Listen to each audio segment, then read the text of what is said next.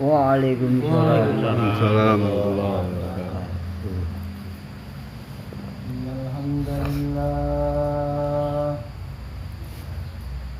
Innal hamdalillah nahmaduhu wa nasta'inuhu wa nastaghfiruh wa nu'minu bihi wa natawakkalu 'alayhi wa na'udzu billahi min shururi anfusina wa min sayyiati a'malina. Man yahdihillahu fala mudilla lahu wa man yudlilhu fala hadiya lahu. Asyhadu an la ilaha illallah syahadatan allati tahuttu biha an syahidiha wizra. وأشهد أن محمدا عبده ورسوله الذي أعز به بعد الله.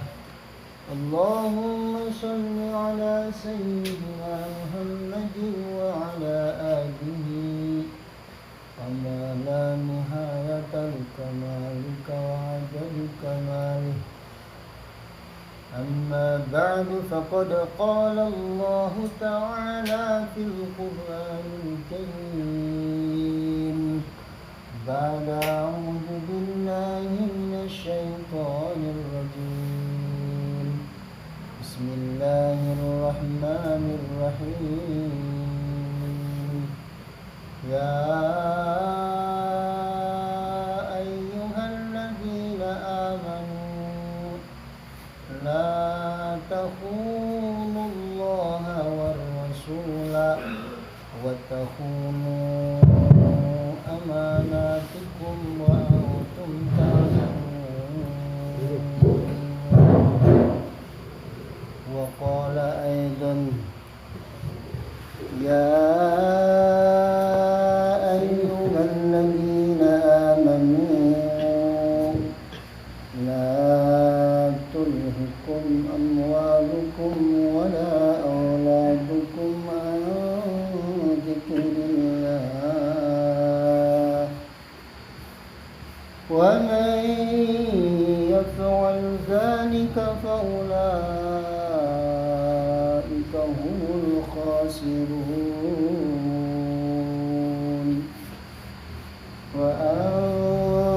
وأنفقوا مما رزقناكم من قبل أن يأتي أحدكم الموت فيقول رب لولا أخرتني إلى أجل قريب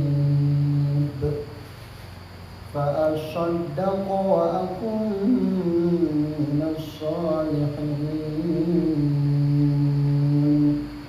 ولن يؤخر الله نفسا إذا جاء أجلها والله خبير بما تعملون.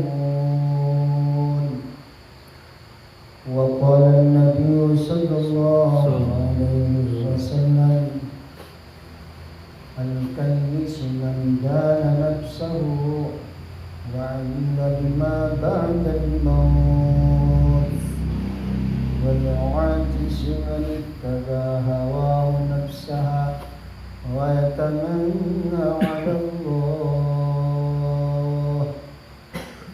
عباد الله أوصيكم وإياي بتقوى الله فقد فاز المتقون. صدق الله العظيم وصدق رسوله الحبيب الكريم ونحن على ذلك من الشاهدين والشاكرين والحمد لله رب العالمين. Hadirin jamaah maghrib yang sama-sama mengharapkan keridhaan Allah. Sebelumnya, marilah kita untuk senantiasa bersyukur kepada Allah Subhanahu wa taala dengan limpahan kasih sayangnya anugerahnya sehingga hadirin kita berada di tempat yang mulia. Masjid adalah semulia-mulianya tempat di atas permukaan bumi. Khairul biqa' masajiduha wa syarrul biqa' aswaquha. Sebaik-baik tanah yang di atasnya dibangun masjid, dan seburuk-buruk tanah yaitu tanah yang di atasnya dibangun pasar. Kenapa? Karena pada hakikatnya yang namanya masjid usisa ala taqwa, dibangun untuk menjalankan ketakwaan kepada Allah Subhanahu wa taala, untuk taqarrub kepada Allah, mendekatkan diri kepada Allah. Bahkan hadirin, masjid ini dijadikan barometer oleh Allah Subhanahu wa taala keberadaan seseorang, apakah dia betul atau tidak beriman kepada Allah dan hari kiamat. Sebagaimana firman Allah, innama ya'muru masajidallah man amana billahi wal yaumil akhir. Allah Subhanahu wa taala hadirin menjelaskan dalam ayat tersebut bahwa ketentuan orang yang senantiasa memakmurkan masjid-masjid Allah adalah orang-orang yang betul-betul dia beriman kepada Allah dan hari kiamat. Makanya beruntung katanya apabila hari ini hadirin diri kita oleh Allah Subhanahu wa taala diberikan taufik dan hidayah untuk senantiasa mendekat ke masjid. Karena insya Allah, dan kalau umpama kita mendekat ke masjid, sedikit banyak kita akan bisa mendekatkan diri kita kepada Allah. Apalagi kalau umpama kita masuk ke masjid, langsung kita berdoa, Allahumma ftahli abwaaba rahmatik. Langsung kita berdoa kepada Allah, ya Allah, bukakan buat aku pintu-pintu rahmat-Mu. Jadi di masjid ini hadirin, kalau kita melihat doa tersebut, ini adalah pintu-pintu rahmat Allah. Apa hadirin yang dimaksud pintu-pintu rahmat Allah? Apabila seseorang dia bisa melaksanakan apa-apa yang diperintahkan oleh Allah Subhanahu wa taala dengan berbagai macam hadirin amal-amal soleh, berarti dia ada dalam rahmat Allah. Kalau seseorang hadirin dia dalam keadaan sholat, berarti dia ada dalam rahmat Allah. Kalau dia dalam keadaan ta'lim, membaca hadis-hadis Nabi, menyampaikan ayat-ayat Al-Quran, membaca Al-Quran, menzikirkan kebesaran-kebesaran Allah, berarti dia ada dalam rahmat Allah. Semakin dia sibuk dengan urusan-urusan amal-amal soleh, maka semakin banyak rahmat yang didapati oleh orang tersebut. Sudah otomatis hadirin. Masuknya niat i'tikaf. Setelah niat i'tikaf, hidupkan hadirin dengan sholat-sholat sunnah. Kemudian dihidupkan dengan membaca firman-firman Allah, membaca Al-Quran, membaca hadis-hadis Nabi sallallahu alaihi wasallam, memudzakarahkan urusan-urusan agama. Sudah otomatis hadirin rahmat Allah akan terus bercucuran kepada. Inilah hadirin kehebatan masjid, adanya masjid di permukaan bumi ini. Beruntung kalau Allah Subhanahu wa taala memberikan taufik dan hidayah kepada kita untuk mendekatkan diri kita ke masjid. Apalagi kalau sudah ke masjid, kita sibuk terus dengan amal-amal agama. Jangan sampai hadirin Waktu yang sudah kita luangkan untuk dekat ke masjid, kemudian tidak sibuk dengan amal-amal agama, dengan amal-amal soleh. Karena nanti hadirin kalau umpama kita datangnya ke masjid, tapi hadirin menyia-nyiakan waktu, hanya ala kadar duduk-duduk di masjid umpama. Apalagi kalau umpama datangnya ke masjid tidak sama sekali niat iktikaf. Itu hak masjid. Kalau umpama kita datang ke masjid langsung niat iktikaf. Karena hadirin orang yang niat iktikaf itu di masjid, ketika seseorang niat iktikaf di masjid walaupun 1 saat, maka Allah Subhanahu wa taala akan menjauhkan dari api neraka dua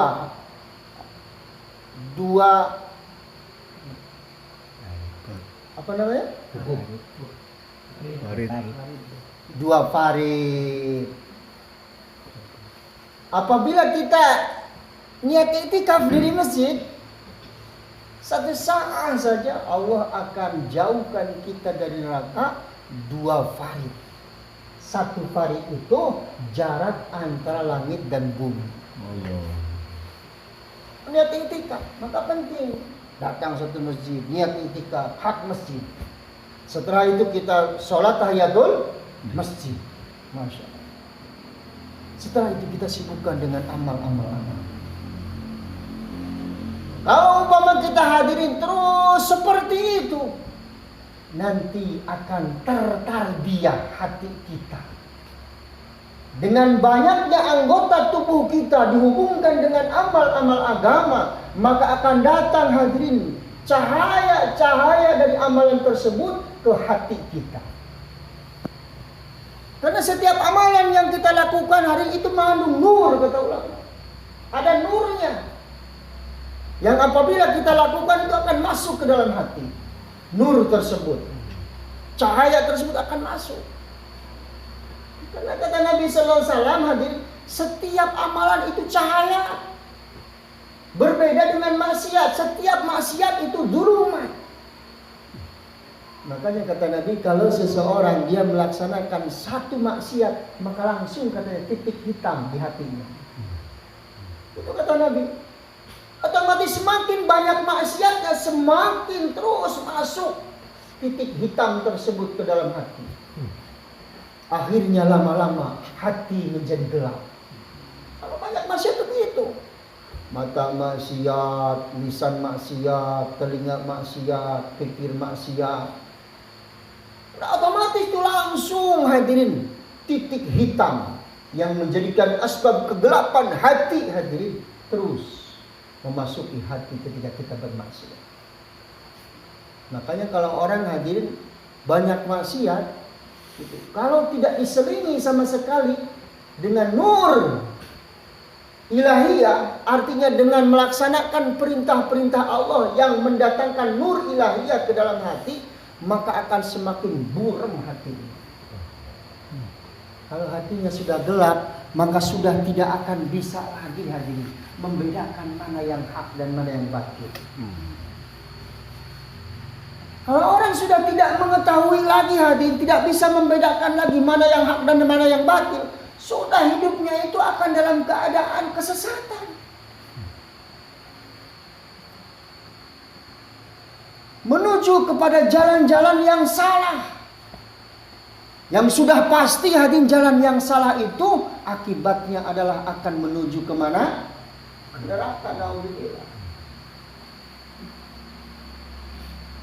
Jalan tersebut adalah jalan-jalan yang akan membawa kita kepada kegelapan. Ini memang hadirin kerjanya setan. Makanya setan itu hadirin senantiasa yuwaswisu fi sudurin nas. Mewas-waskan, memberikan hadirin was-was ke hati-hati setiap orang untuk melaksanakan kebaikan-kebaikan. Itu setan itu kerjanya seperti itu. Kadang-kadang kalau seseorang mau berangkat ke masjid, langsung tuh datang setan. memberikan keraguan ke dalam hatinya. Kata setan, wah udah katanya kamu mah masih sibuk sekarang mah. Nanti kalau kamu berangkat ke masjid, gitu, nanti kalau ada orang yang mau belanja ke sini karena kamu nggak ada, maka orang yang belanja jadi nggak jadi. Gitu. Itu setan yuwaswisu fi sudurinas kalau kepada pedagang-pedagang. Kalau orang yang kerja-kerja di pertanian begitu juga. Dan masih ada waktu ini katanya kan kamu capek katanya sekarang. Kadang ngomongnya itu kayak benar. Kan Allah juga Maha Pengampun katanya. Kata setan. Allah kan Maha Pengampun, kamu capek gitu. Terus kamu kan sibuk untuk memberikan nafkah istri kamu, anak-anak kamu. Kayak benar nggak? Itu setan itu seperti itu. Yuwaswisu fi sudurinas yang kadang-kadang masuk ke akal kita. Supaya benar-benar orang itu tertipu. Itu kerja setan. Begitu terus setiap orang hadir digoda oleh setan. Nah nanti kalau orang tersebut hadirin sudah biasa, setan pergi. Kalau dia sudah biasa enggak ke masjid, setan sudah enggak menggoda lagi. Kalau sudah biasa itu, jadi jalan sendiri. Akhirnya sudah jadi kebiasaan tidak ke masjid, tidak sholat berjamaah, tidak mau melaksanakan ketaatan. Itu setan itu tidak terus-terusan sebetulnya menggodanya. Di awal saja. Bagaimana seseorang itu hadirin, dia meninggalkan perintah Allah dengan kepicikan dia. Sampai dia membiasakan meninggalkan perintah Allah tersebut, baru dia tinggalkan. Itu setan. Nah, terus siapa di situ hadirin yang sekongkol? Kalau setan sudah meninggalkan bagian nafsunya, dilanjutkan sama nafsu.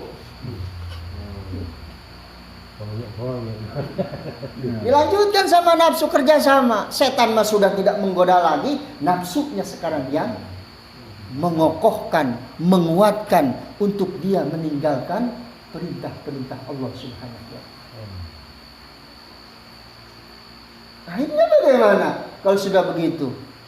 Yang dikhawatirkan hadirin, ketika dia dalam kelalaian, ketika dia sudah jauh dari urusan-urusan agama, malaikat Ijra'il datang.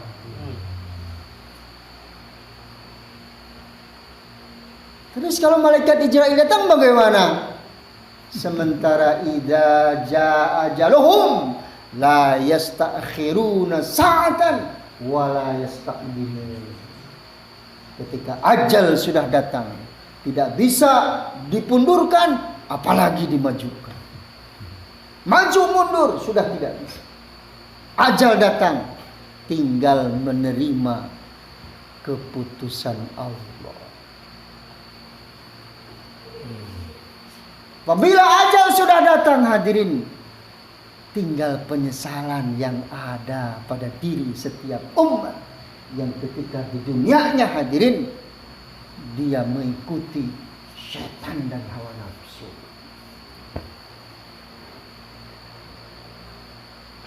Makanya tadi di dalam mukadimah disampaikan firman Allah Subhanahu wa taala, ya ayyuhalladzina amanu la tulhikum amwalukum wala auladukum an dzikrillah wa may yaf'al dzalika fa ulaika humul khasirun. Yang diseru siapa di ayat tersebut? Orang-orang yang sudah mengucapkan kalimat la ilaha illallah. Orang-orang yang beriman. Ya ayyuhalladzina amanu, hai orang-orang yang beriman, yang meyakini Adanya Allah, yang meyakini bahwa Allah yang menciptakannya, Allah yang memberikan rezeki kepadanya, Allah yang mengatur kehidupan kepadanya. Percaya itu. Tapi hadirin, tidak cukup hanya sebatas percaya di sana. Iman itu hadirin harus ada pakaiannya. Apa pakaian iman? Pelaksanaan atas perintah-perintah Allah.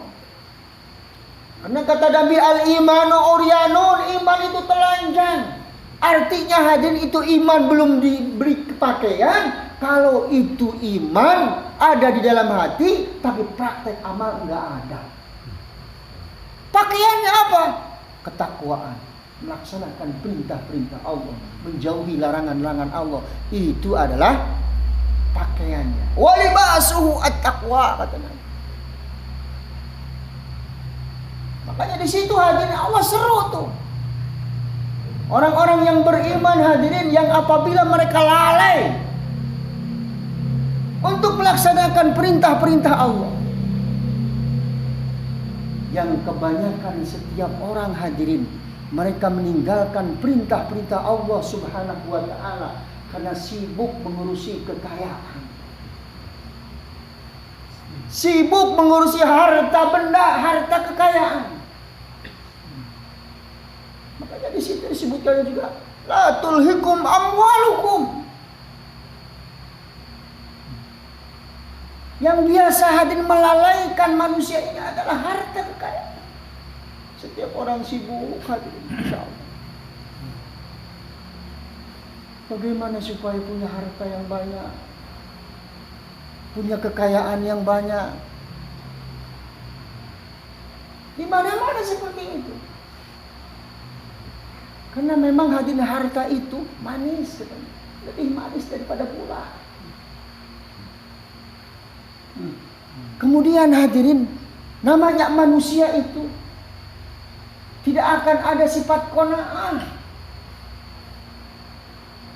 Kalau dengan urusan harta, urusan keduniaan, kebanyakan di antara umat manusia ini hadirin punya sifat serakah. Sudah dapat, sudah punya satu, ingin yang dua. Sudah punya dua, ingin tiga.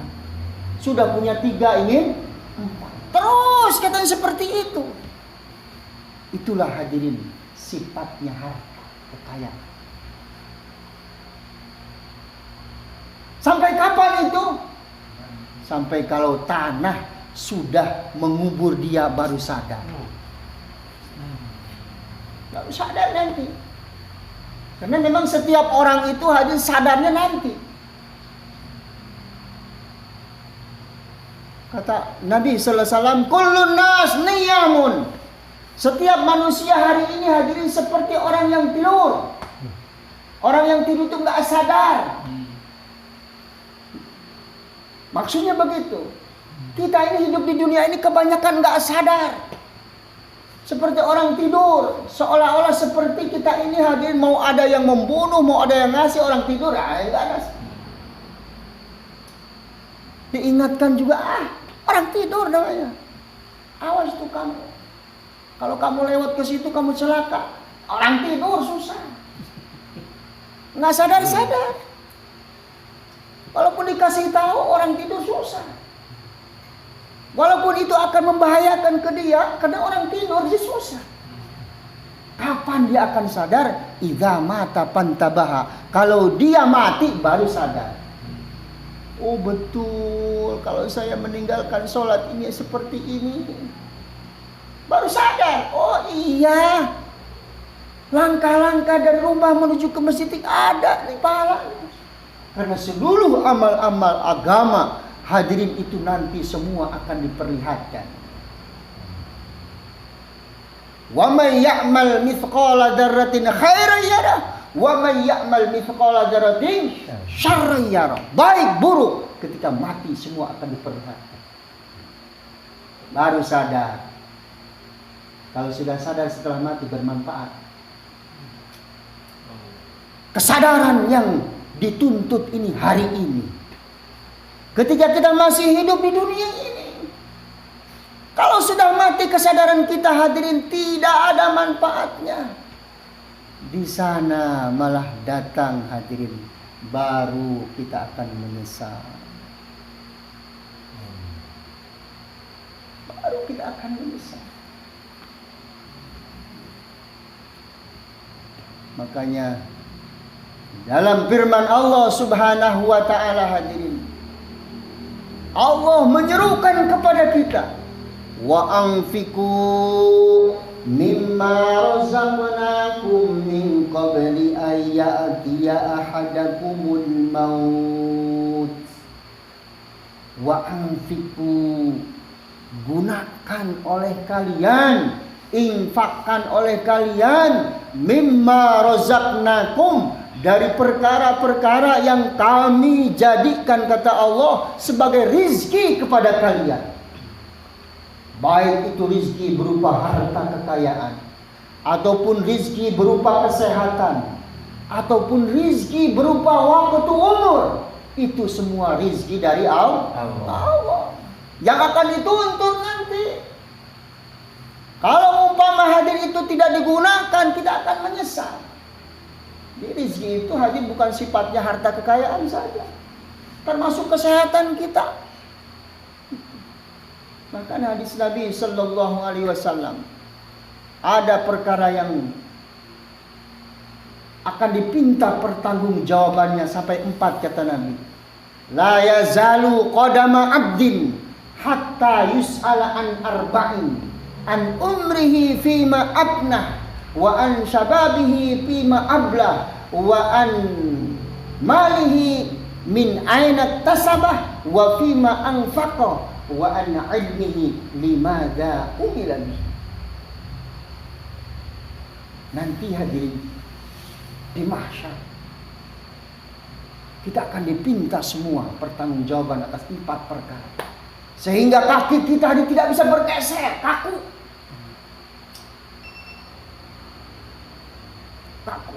Kecuali bisa mempertanggungjawabkan atas 4 perkara yang akan ditanya. Apa katanya? An umrihi fima afna, umur kamu dihabiskan untuk. Wa an syababihi fima ablah, masa muda kamu dihabiskan untuk apa? Wa an malihi min aina tasabah, wa fima anfaqah, 2 perkara yang akan dipinta pertanggungjawaban atas harta. Dari mana itu didapatkannya dan kemana ditasarufkannya, digunakannya. 2 perkara akan ditanya. Kalau umpama hadir hasil daripada yang haram, udah langsung ke neraka itu asbabnya. Kalau dari hasilnya halal, masih dipertanyakan akan kemana diinfakkannya, digunakan. Kadang hari ini hadirin, banyak orang yang menggunakan harta tidak sesuai dengan perintah Allah, contoh Nabi Sallallahu Alaihi Wasallam. Disuruh dipakai untuk bagaimana li'ilah kalimatillah, nggak mau. Malah dipakai untuk memenuhi hawa nafsu. Apalagi hadir dipakai untuk menyokong buat kemaksiatan. Tidak sedikit sekarang. Dengan hartanya hadirin, Masya Allah, hanya sebatas untuk memenuhi hawa nafsu. Apa kesenangannya hadirin, nafsunya dia penuhi semua. Ingin rumah yang bagus, dia bikin rumah-rumah yang bagus-bagus, yang mewah-mewah, sampai hadirin yang harusnya hadirin menurut aturan agama dalam urusan keduniaan kita disuruh untuk menyederhanakan, ini malah berlebihan. Israf hadirin dalam urusan dunia ini adalah mendatangkan malapetaka di akhirat. Apalagi kalau umpama dengan harta tersebut hadirin dipakai untuk menyokong urusan maksiat. Ada kemaksiatan, kita bantu. Kita membantu orang-orang yang melakukan maksiat. Na'udzubillah. Kalau untuk urusan-urusan agama kita tidak ada peduli sama sekali. Maka orang-orang yang seperti ini hadirin akan menyesal. Maka untuk itulah hadirin, sebelum datang kematian kita disuruh untuk saling mengingatkan hal ini. Sebagaimana firman Allah, perintah Allah, wa anfiqu mimma razaqnakum min qabli ayyatiya ahadakumul maut. Sebelum datang kematian kepada salah seorang di antara kalian, maka kalian gunakan apa-apa yang Allah jadikan sebagai rizki kepada kalian. Karena kalau tidak akan menyesal. Penyesalannya diceritakan oleh Allah. Mereka akan mengatakan, fayaqulu rabbi laula akhartani ila ajalin qarib. Akan minta kita kepada Allah untuk dikembalikan, diakhirkan masa kehidupan kita. Jangan sampai dimatikan dulu. Walaupun waktu yang sebentar katanya. Itu sebentarnya itu walaupun hanya 1 detik. Kami minta ya Allah, berikan kami peluang walaupun sebentar. Kami akan melakukan amal-amal soleh. Fa asaddaqa wa ankum minas shalihin. Kami akan menggunakan harta kami untuk melakukan amal-amal agama, untuk lillah kalimatillah, akan bersedekah. Kami akan melakukan amal-amal soleh kalau kami diberikan kesempatan, walaupun hanya waktu yang sebentar. Hadirin, setelah kematian bukanlah hadirin waktu untuk melaksanakan amal. Setelah kematian, permohonan kita tidak mungkin akan dikabulkan oleh Allah. Maka sekarang inilah sebelum datangnya penyesalan hadirin, bagaimana kita saling mengingatkan bahwa hidup di dunia ini adalah cuma 1 kali. Tapi hidup di dunia ini adalah penentu untuk kehidupan nanti kita setelah kematian. Bagaimana hadirin kalau orang yang bijak? Otomatis hidup di dunia yang sebentar ini adalah untuk melakukan, untuk mewujudkan sesuatu yang bermanfaat setelah kematian. Berarti bagaimana? Sempurnakan ketika kita masa hidup iman kita, luruskan keyakinan kita, sempurnakan iman kita, kemudian sempurnakan amal-amal soleh kita sebagaimana para nabi dan para sahabat. Nah hadirin, Masya Allah, di akhir zaman hadirin, anugerah Allah subhanahu wa ta'ala kepada ini umat hadirin, supaya ini umat nanti kembali ke akhirat menjadi orang-orang yang akan yang akan betul-betul sukses, yang akan membawa pahala yang banyak. Allah subhanahu wa ta'ala mengutus para anbiya alaihi wasallam, yang diakhiri para nabi itu adalah dengan Rasulullah sallallahu alaihi wasallam. Dan Rasulullah sallallahu alaihi wasallam mengajarkan kepada para sahabat hadirin, bagaimana sahabat supaya melakukan satu amalan yang amalan tersebut mendatangkan pahala yang lebih besar nanti di akhirat.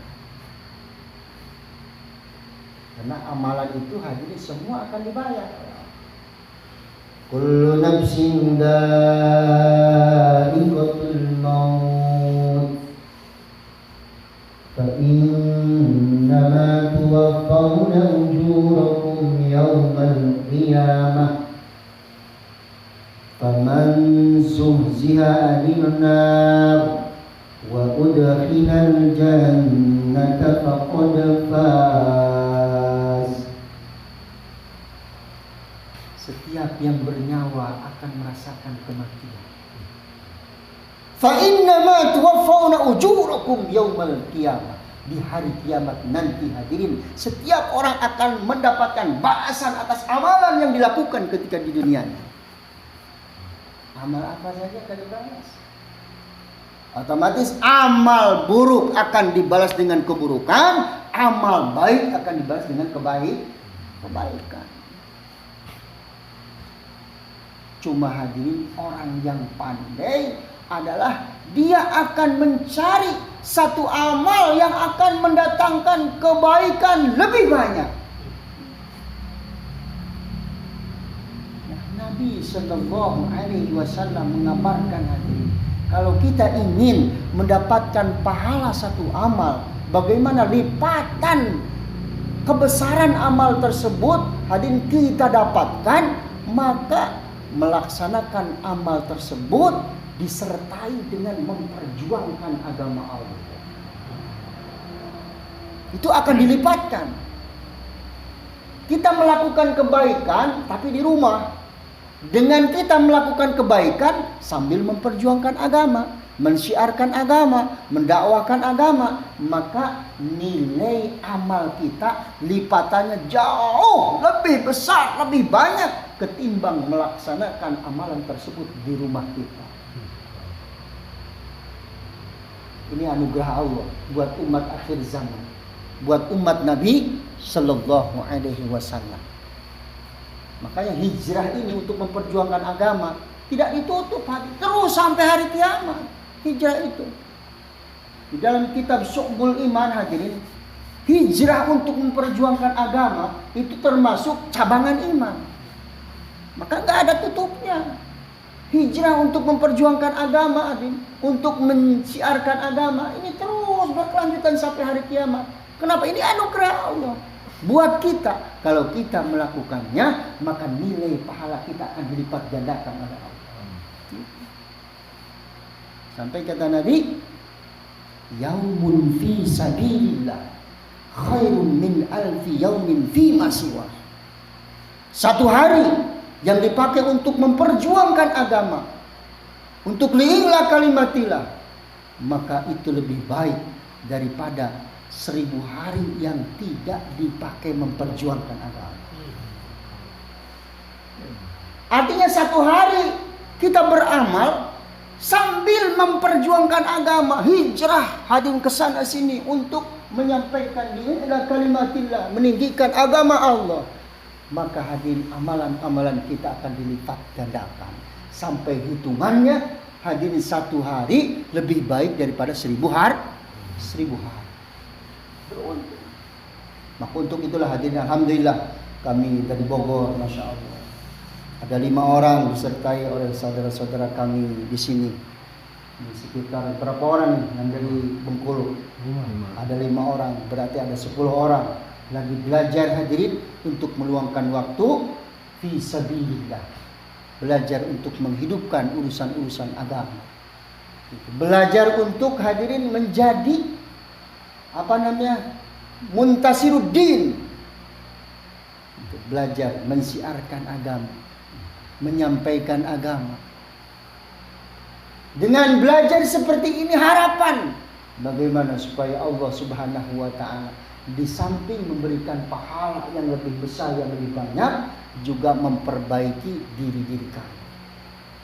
Karena ulama menyampaikan hadirin bahwa salah satu untuk islahun nafsi, memperbaiki diri, adalah dengan usaha Nabi Sallallahu Alaihi Wasallam dulu ketika di zaman Nabi dengan para sahabat. Apa katanya? Nabi Sallallahu Alaihi Wasallam ketika hadir memperbaiki para sahabat, bukan para sahabat hanya sebatas duduk di depan Nabi lama-lama, tapi justru Nabi Sallallahu Alaihi Wasallam menyuruh para sahabat untuk menjauh dari Nabi, disuruh untuk menyampaikan kebaikan-kebaikan kepada orang lain, sehingga sahabat di saat itu yang jumlahnya 124.000 para sahabat yang meninggal di Jazirah Arab hadirin itu cuma 10.000 saja. 114.000 meninggal di seluruh alam. Kemarin saya baru pulang dari Turki. Itu makam sahabat sampai puluhan makam sahabat di sana. Saya ziarah ke tempatnya Abu Ayyub Al-Ansari. Di situ juga ada sahabat-sahabat yang lain makamnya. Jadi bukan hanya omong kosong bahwa sahabat menyebar ke seluruh alam, bukan, tapi ngelihat sendiri. Saya lihat makamnya sahabat Abu Ayyub Al-Ansari. Waktu saya di Pakistan melihat juga Makam sahabat sampai 6 makam sahabat berjejeran di situ. Jadi memang betul-betul sahabat itu menyebar ke seluruh alam. Ini agama hadirin tidak akan sampai mungkin ke sini kalau bapak sahabat di sana terus. Nah hadirin, cuma hari ini kepahamannya sahabat berangkat kemana-mana itu seolah-olah untuk bagaimana supaya orang itu hadirin masuk Islam saja. Padahal hakikatnya sahabat menyebar kemana-mana itu yang paling pokok sebetulnya adalah mereka berangkat kemana-mana untuk memperbaiki diri mereka. Bagaimana keyakinannya semakin lurus, keimanannya semakin kuat, mudah untuk melaksanakan perintah-perintah Allah.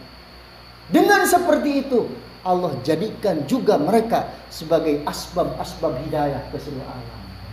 Kita pun sekarang demikian hadirin, belajar memperbaiki diri. Juga mudah-mudahan dengan asbab kita belajar memperbaiki diri, harapan kita Allah pun menjadikan kita asbab hidayah buat yang lain. Amin. Untuk itu hadirin, Masya Allah, kami belajar 4 bulan. Bapak-bapak di sini bagaimana siap untuk belajar walaupun 4 bulan? Insya Allah. Bentar, 4 bulan. Jangan dulu mati sebelum 4 bulan. Amin. 4 bulan itu apa katanya? 4 bulan itu hitungan 10% dari umur Rasulullah Sallallahu Alaihi Wasallam. Karena ada hadis Nabi Sallallahu Alaihi Wasallam, umat akhir zaman kalau dia berkorban hanya 10% saja, maka pengorbanannya akan diterima, akan jadi asbab keselamatan nanti di akhirat. Nah 4 bulan itu diambil dari situ. Jadi minimal hadir seumur hidup kita 4 bulan. Kalau umpama kita sudah mati beres, tapi masih hidup 4 bulan lagi. Itu maksudnya. Insya Allah. Minimal 4 bulan, kalau masih hidup 4 bulan. Masih lagi. Masya Allah. Terus sampai kapan? Sampai mati. mati. Kenapa? Karena hadis ini adalah berkaitan dengan urusan iman kita. Bagaimana supaya iman kita itu istiqomah. Orang yang istiqomah itu bagaimana maksudnya? Orang yang imannya istiqomah, imannya terbawa mati. Kalau belum mati belum istiqomah namanya. Kalau sudah mati baru istiqomah. Innal ladzina qalu rabbunallahu tsumma istaqamu. Maksudnya sampai mati, Pak. Imannya sampai mati. Sampai lagi. Jangan berhenti sebelum mati. Mudah-mudahan Allah berikan taufik dari kepada kita. Amin. Alhamdulillah Rabbi wa la takum min karim subhanaka Allahumma wa bihamdika asyhadu an la ilaha illa anta astaghfiruka wa atubu ilaik. Assalamualaikum warahmatullahi wabarakatuh. Waalaikumsalam warahmatullahi wabarakatuh.